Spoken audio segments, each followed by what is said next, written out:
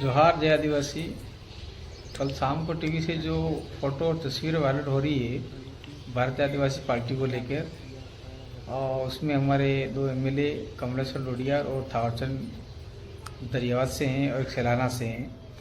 वो लोकसभा चुनाव के समय हमने महाराष्ट्र प्रवास पर भेजे थे, तो हो सकता है उस समय राजस्थान के कोई साथी उनसे मिले और वो उनको लेकर बिल प्रदेश के मुद्दे को लेकर उनसे एकनाथ शिंदे जी से मिले थे। और इस चीज को अब प्रसारित करना, आपका लोकसभा चुनाव के समय मिलना और अब प्रसारित करना टीवी पर, तो कहीं न कहीं ये महाराष्ट्र का चुनाव और आपका जो झारखंड का चुनाव आ रहा है उसको प्रभावित करने के लिए ये फोटो पब्लिश किए जा रहे हैं। और दूसरी बात ये कि राजस्थान का उपचुनाव आ रहा है 6 विधानसभा सीटों पर और पंचायती राज चुनाव का, तो उसको लेकर ये कहीं न कहीं फोटो वायरल किए जा रहे हैं, जिसका हम लोग खंडन करते हैं सिरे से। आने वाले समय में हम लोग प्रदेश निर्माण के लिए काम कर रहे हैं। उसके अंदर महाराष्ट्र आता है, राजस्थान आता है, गुजरात आता है, मध्य प्रदेश आता है।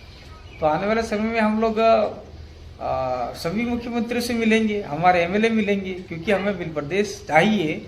और बिल प्रदेश सिर्फ बोलने से नहीं होता है, वहाँ की राज्य की सरकारें जो प्रस्ताव बनाकर केंद्र को भेजता है और केंद्र इस चीज़ को आगे भेजता है तो राज्य का निर्माण होता है। तो हम चाहते हैं कि सभी राज्यों के 4 राज्यों के मुख्यमंत्री अपने कैबिनेट स्तर पर इसको प्रस्ताव में लेवे और आगे भेजे। इसी पर्पज को लेकर ये महाराष्ट्र के मुख्यमंत्री से मिले होंगे और आने वाले समय में मध्य प्रदेश के मुख्यमंत्री से मिलेंगे, राजस्थान के मुख्यमंत्री से मिलेंगे और गुजरात के मुख्यमंत्री से मिलेंगे, और फिर हम लोग प्रधानमंत्री से मिलेंगे, राष्ट्रपति से मिलेंगे। तो क्या हम लोग, हमारे एमएलए हैं, हमारे विधायक हैं और प्रधानमंत्री से मिलेंगे, उसमें हमारे सांसद भी रहेंगे, तो क्या हम पार्टी ज्वाइन कर लेंगे? एक शिष्टाचार बैठक है और इस बैठक को एक राजनीतिक रूप दिया जा रहा है, उसका हम लोग सिरे से खंडन करते हैं, खारिज करते हैं। और हर कोई किसी भी राजनेता से मिल सकता है। मिलने का मतलब ये नहीं होता है कि उसने पार्टी ज्वाइन करने के लिए मिल रहा है। राहुल गांधी जी हैं, वो देश के प्रधानमंत्री नरेंद्र मोदी से मिल सकते हैं, दूसरे राज्य के मुख्यमंत्री से मिल सकते हैं।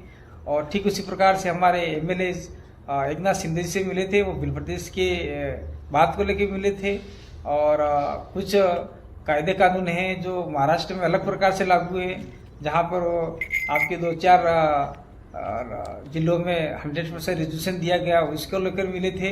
तो कुछ सीखने की बातें होती है, कुछ सिखाने की बातें होती है, उसको लेकर मिले थे। इसको आज एक राजनीतिक रूप दिया जा रहा है, उसको हम सिरे से खंडन करते हैं और आने वाले समय में हम लोग और नेताओं से मिल सकते हैं।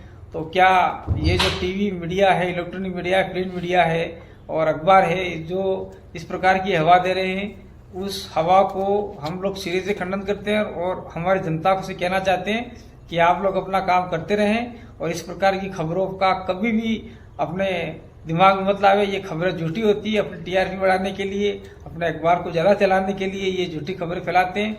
जब आपकी सकारात्मक कोई भी खबरें होती है उस खबर को वो चलाते ही नहीं है और नेगेटिव खबर को खुला चलाते हैं। इसका मतलब ये आप समझ लो कि अखबार अपने साथ में नहीं है, मीडिया अपने साथ में नहीं है, कोई अपने साथ में नहीं है।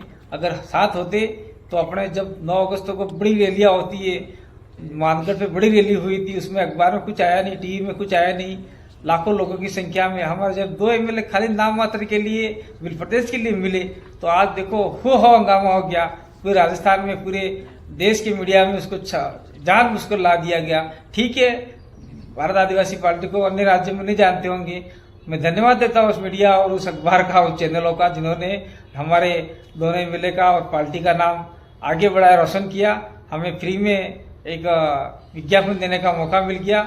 इस प्रकार की हमारी खबरें और भी फैलाते रहे ताकि हमारी पार्टी का नाम आगे और बढ़ता रहे। बहुत बहुत धन्यवाद, आभार, जोहार, नमस्कार।